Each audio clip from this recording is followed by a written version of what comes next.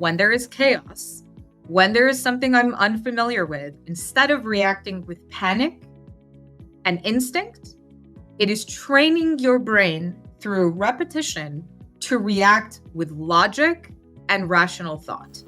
Hello and welcome to today's episode of the Keynote Curators Podcast. I'm Seth Deckman, your Keynote Curator. And today we're going to be diving into the future of AI, the current science around brain science, and all things having to do with our next guest, Sarah Baldeo. Sarah, welcome to the podcast. Thank you so much for having me, Seth. You perfectly articulated the long list of things that I love to talk about. Well, we're trying to keep it simple here because it is a complex topic of what you really focus on, and I think what you're most excited about right now. Our audience, trust me, you are going to want to stick around for this one. It's going to be a really, really rich conversation, very relevant to any aspect of your personal or professional life. So like us, love us, subscribe, share, comment. This is how we can begin to expand and continue to bring you more and more incredible speakers like Sarah. Sarah, I want to start right away by just exploring the intersection of change and neuroscience. And for you, in your research and everything that you've been doing lately, what's the most surprising thing that you've discovered, learned, that's been revealed to you about how our brains deal with change and kind of just bounce back from challenges, so to speak? You know, Seth, I think that it shocks people when I tell them that in the past 2.5 million years, the brain hasn't changed as much as we would like to think. And so we navigate the world as these evolved, brilliant human beings. Oh, we're so evolved. We're not animals. We can change and we can pivot. But my thesis work was in, it's a boring topic, cerebral cortex functionality. And I have something for you. This is a lovely little brain model. And we like show and tell. Get it a little closer so all the nerds can nerd out. There we go. There we go. And so when we're looking at the brain, this part of the brain right here, it hasn't changed. 2.5 million years, still the same. Still the way it was when we were on the tundras and we were evolving and we really had to fight for our food. This part of the brain right here, that's the part of the brain that grew the most in that 2.5 million years. And the reason this is important, this part of your brain controls instinct, it controls emotion, it controls the memory. It's that fight or flight. This part of the brain helps you to navigate change. It helps you to use critical thinking, to think about analysis, to really problem solve. Now, the dilemma that we're seeing in this world where the only constant is change, particularly right now, with the pace of change that we're seeing, two major points that I would love everyone to take away. Number one, even though our brain has grown in that frontal part of our brain, when we are feeling threatened by change, when we are feeling uncertain, when we are feeling anxiety, we just default right back to survival mode and we don't use our problem solving skills. We just go right back into that, what's called limbic system, that old school way of fight or flight. And we don't use those critical thinking skills.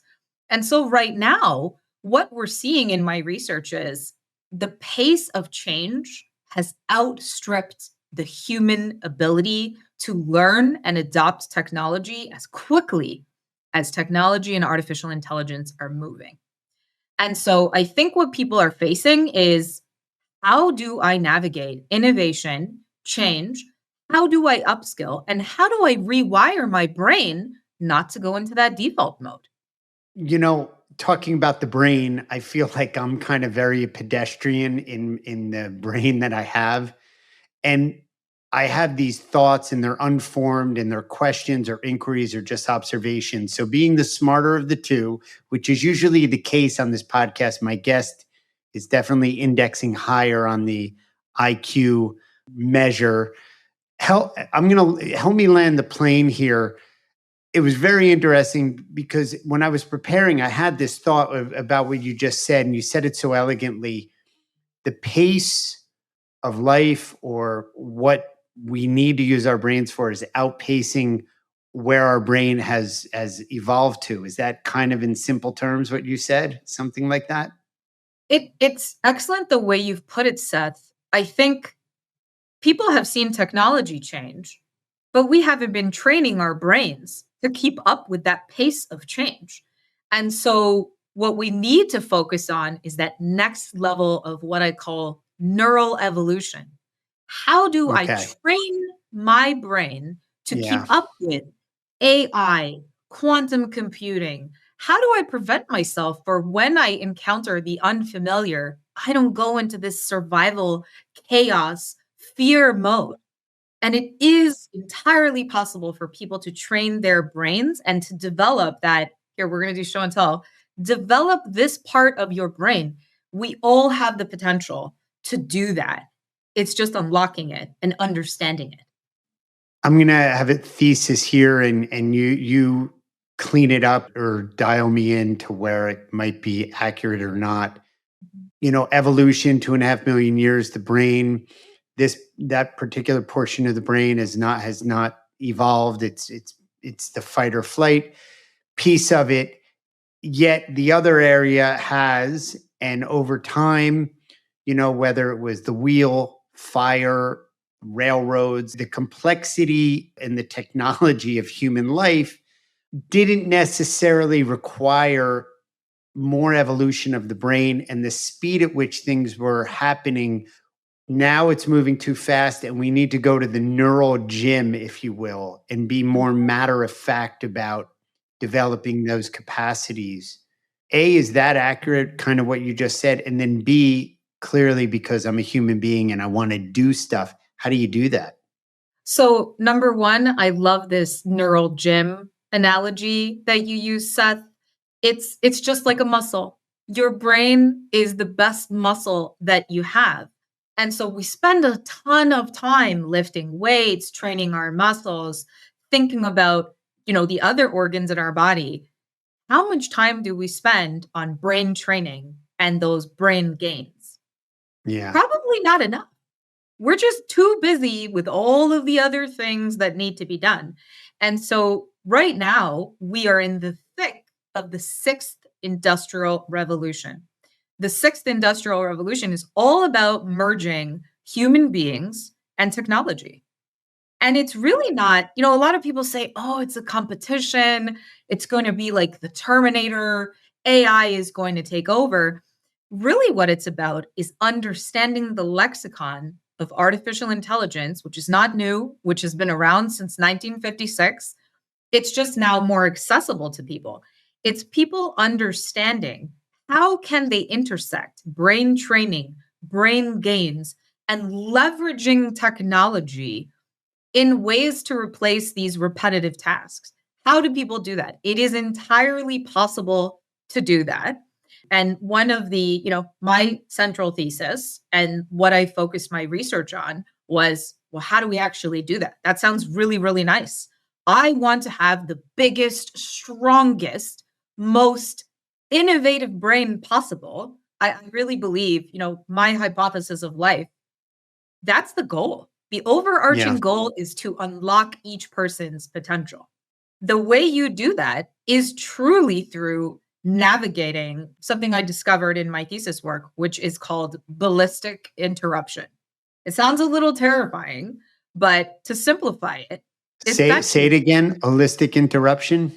it's called ballistic Ballistic interruption. interruption. Gotcha. And this is something I spoke about in my TED Talk in 2023. So I happen to be a cancer survivor. I happen to be in my personal life someone that navigated, divorce, cancer, raising a child alone for more than a decade with kind of no support. The biggest question I get asked is, well, how did you do it? How did you found 6 companies and sell 2 and IPO 3 and be a neuroscientist and be a mom and, kind of keep your kid alive? How did you do that? I don't have the secret answer to everything, but I can say that it was all about unlocking the potential of when there is chaos, when there is something I'm unfamiliar with, instead of reacting with panic and instinct, it is training your brain through repetition to react with logic and rational thought. And the way you do that is truly through a series of exercises where you build a bridge. Like literally, you're building new brain cells that connect this part of the brain, which is all instinct and survival. You're connecting it to the front part of the brain. And you're rerouting. I want you to think of it like an engine. You've got all of these pistons that are running, that are functioning. What you want to happen is when you encounter the next chat GPT out there, instead of panicking and instead of thinking, oh my gosh, it's going to take my job, how do you react with logic and rational thought and critical thinking? And so you can train your brain to avoid that default mode, that let me go into fight or flight, let me go into panic. Because in neuroscience MRIs, like we can actually see what happens to people. Most people don't know this. If you look at an MRI and you see what happens in the brain when someone is trying to learn something new, if they do not learn something new and they keep reacting with panic every time something new comes into their sphere of existence, the brain shrinks by up to 30% because they're consistently exposed to cortisol, which is the stress hormone, adrenaline. All of this intense stress shrinks your brain if you don't get over that survival mode and you don't focus on learning something new. And I love showing this to audiences because they kind of sit back and say, oh, I thought I was just stressed out. No, you're actually shrinking your brain over time. And that's just your brain. That's not even talking about what it does to the other organs in your body. Just your brain, when you're navigating something new, needs you to invest in what I call neural resilience. And it's called ballistic interruption because you're interrupting that default mode. I mean, you strike me as the kind of person, and this is not an inauthentic blowing smoke up the you know what, but really you strike me as the kind of person that has command over this. I mean, this is what you did your thesis, your studies in, and this is your profession. But for us mere mortals, for me, training my brain was reading Shakespeare and learning how to speak Spanish or solving problems in the middle of a tennis match. And for those 1,000 years ago, 2,000 years ago, and even further in the past, there wasn't this matter of fact, conscious need, and then make a choice and say, I'm going to ballistically interrupt, my brain and go at it. It seems like it's a modern phenomenon. And I have this as a Gen Xer. I have this, I don't know, I don't want to blame generations on it, but I'm just like, oi, another gym to go to. Like, I got to go to the supermarket. I got to get the passwords for my kids at their, school website. And now I got to go do a ballistic intervention on my gray matter. Oi, what's going on here? But I guess A, is that even accurate? And B, it's just part of the being modern, being in the modern world. It is. At every point, Seth, you raise a perfect point. At every point when there's this industrial revolution and there's this massive change, people panic. People always panic. I'll give you a great example. Think about when Alexander Graham Bell invented the telephone. People thought he was nuts. And It took 50 years for people to be comfortable with the idea of a telephone in their home. And most people don't know this. The reason they were uncomfortable is because they didn't understand it. Two, he started spouting and saying, wait, there's going to be a battery, there's going to be a receiver. This receiver is going to magically convert sound waves. And the other person on the other hand is going to hear you. Do you know what people thought? They thought that there were demons in telephones. Yeah. Probably. And they were terrified. They were terrified and they were like, I don't care how cheap it is. I do not want this phone in my house. So at every point in human existence, whether it was the wheel, whether it was fire, whether it was the telephone, whether today it's artificial intelligence, guess what humans do? We panic. We panic, we are fearful, and we react this way. So one, you're right, it's totally natural to think, "Oh my gosh, this is chaos. I already have too much on my plate. I'm not a neuroscientist. I'm not going to, go and spend many years of my life like Sarah in a lab dissecting brains." But number two, it is possible. And I'm going to give you two examples of how the everyday person who has to navigate the chaos that is life. And, as parents, we have even more things to keep track of, not just our own stuff, all of our children's stuff, they outsource to us. And I'm a parent of a teenager, so I feel like I have too much stuff that is not mine.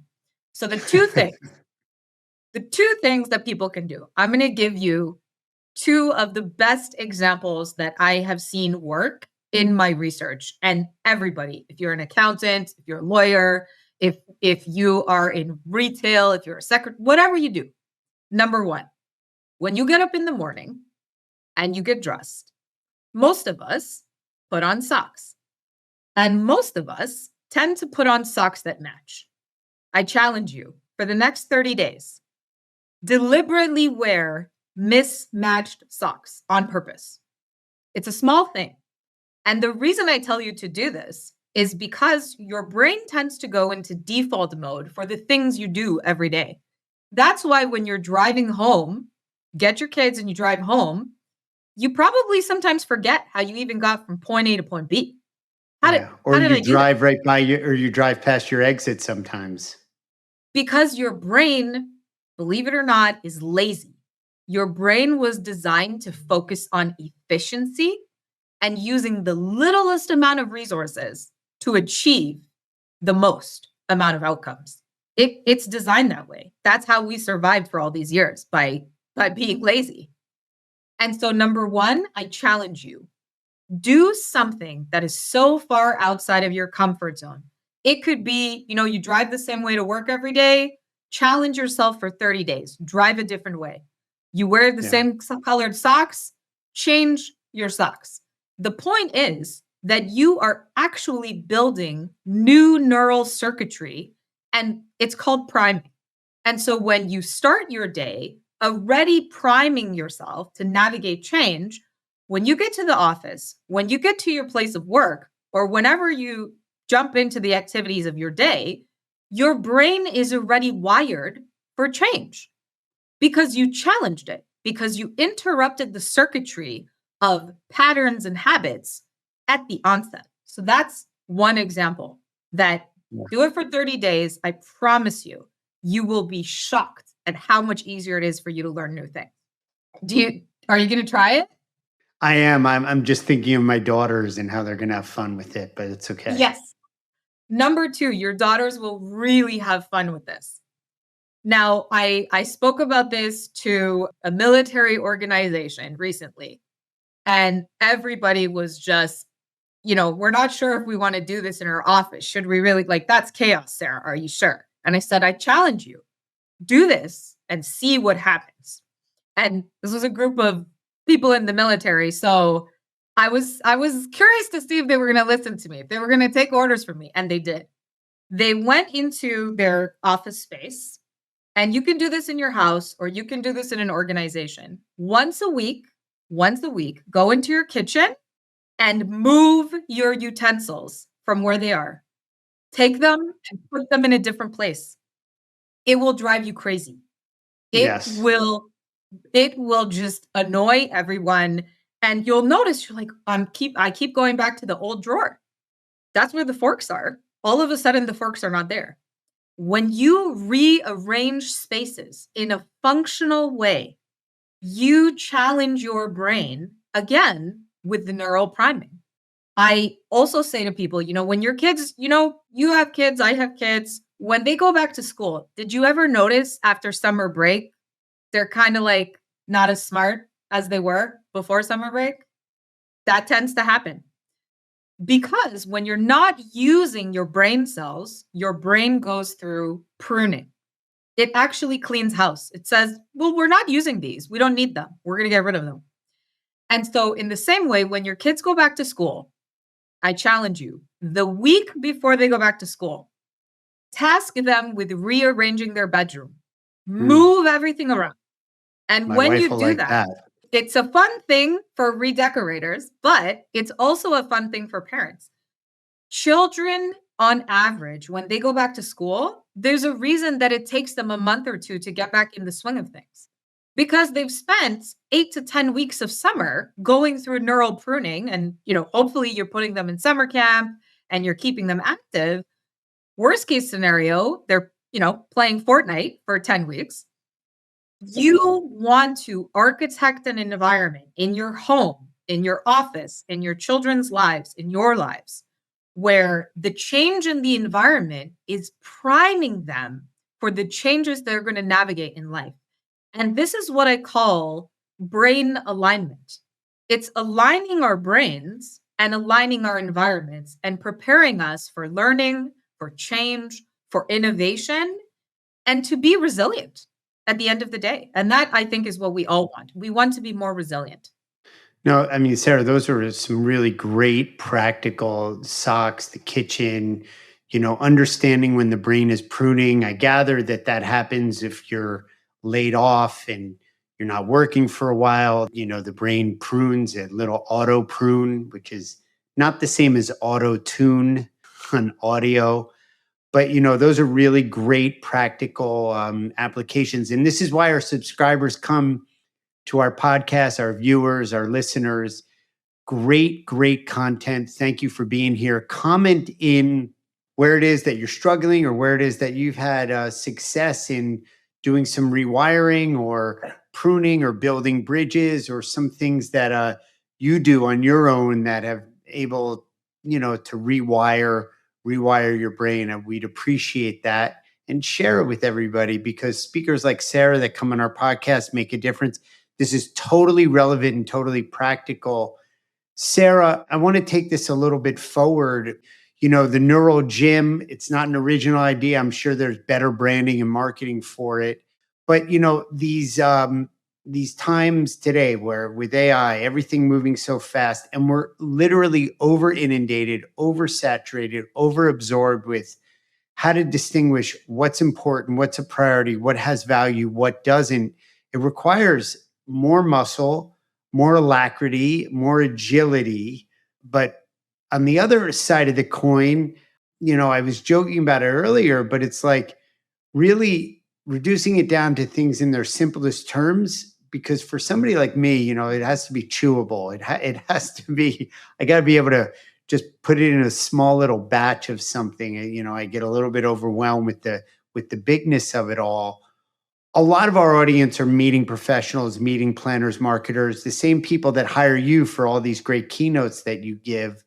They're implementing AI. They're running towards it. They're not afraid of it, from everything on how to manage 19 hotels worth of rooms and a rooming list and distributing transportation and all sorts of catering and budgets. And they really are deploying it, implementing it at the registration and stuff.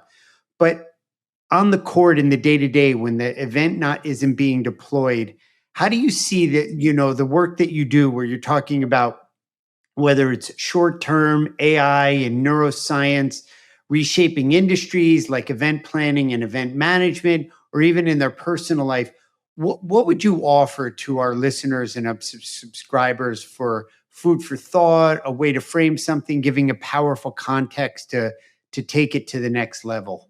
Kind of a word salad there. I feel like you are following me on Instagram and seeing what I talk about, because that was a perfect setup.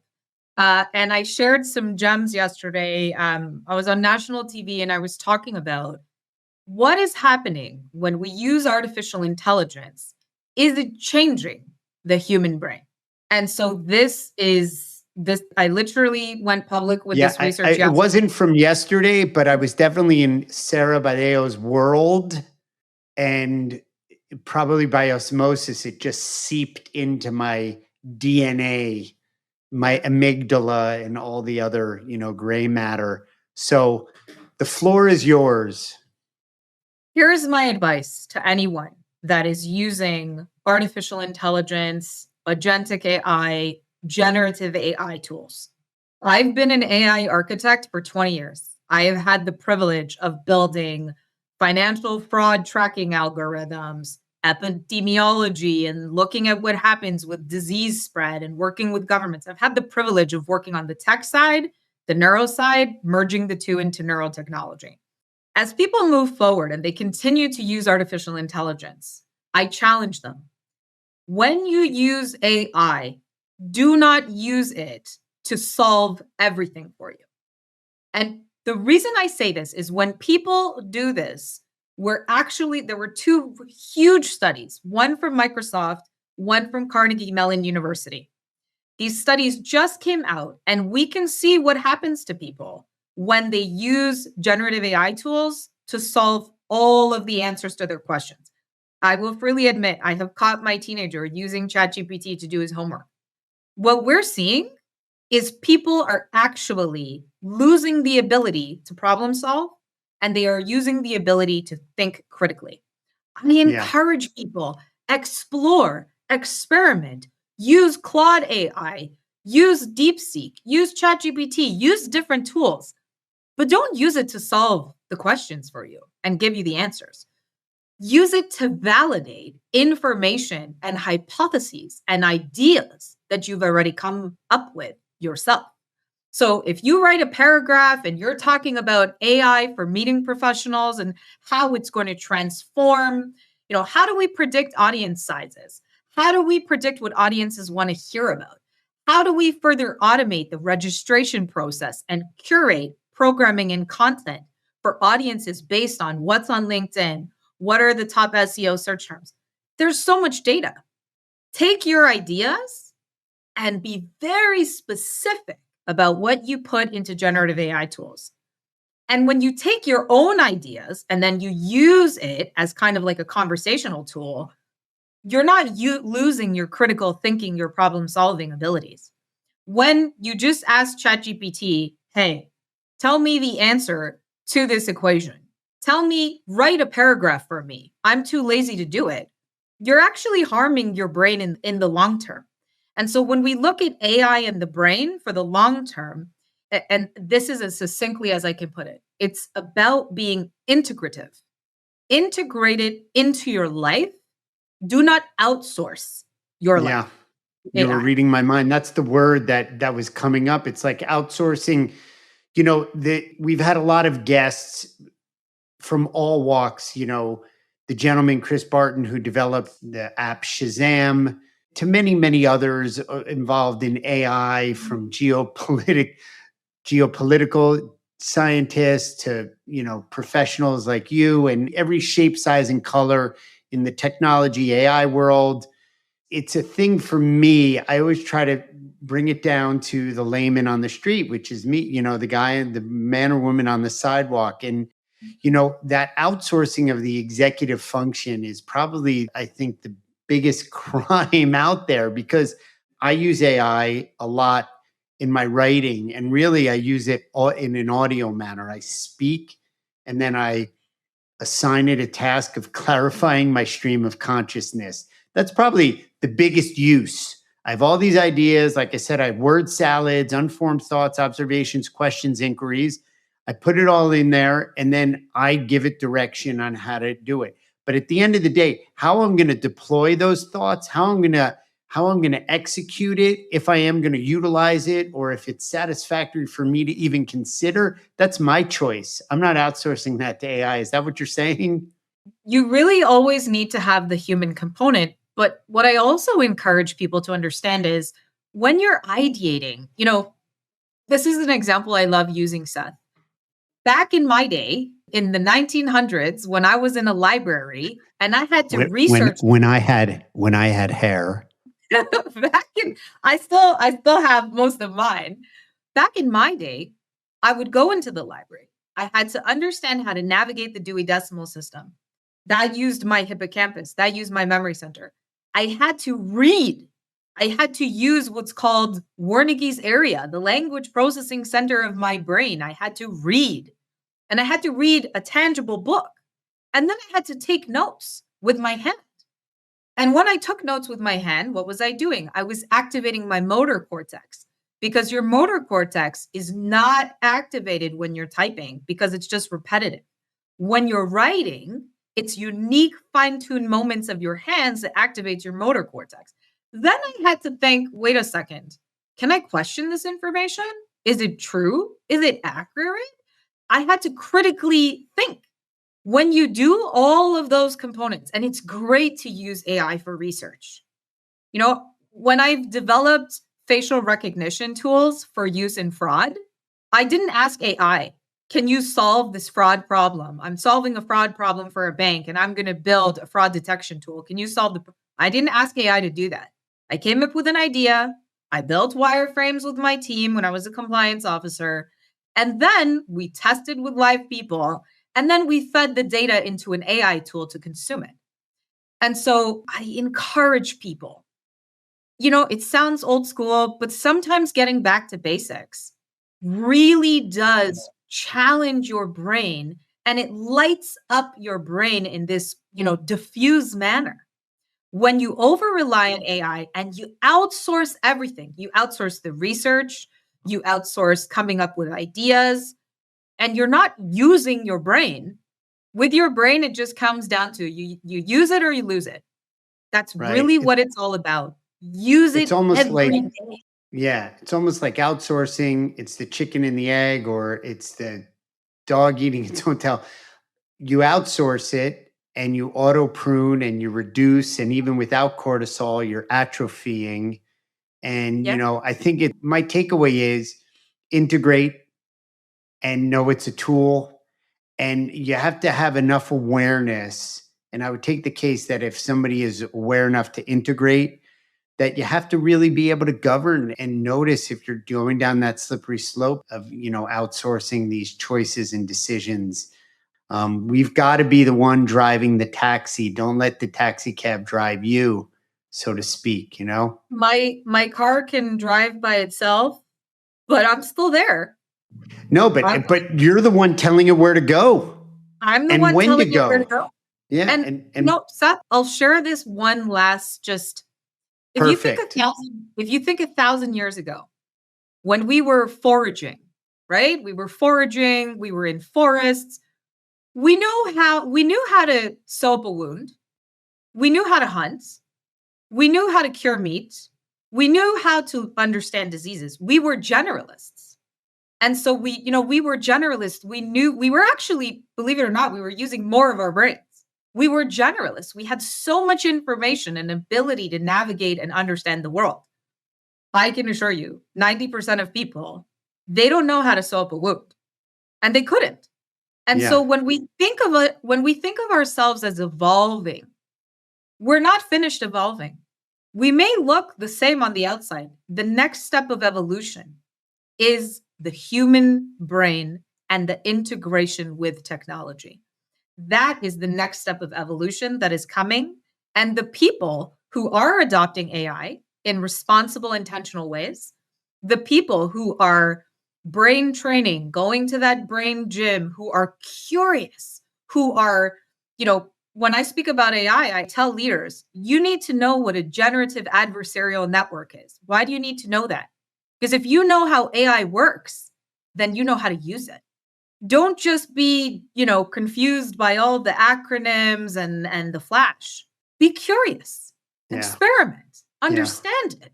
That is what makes us evolve as human beings. And that is something, it hasn't happened yet.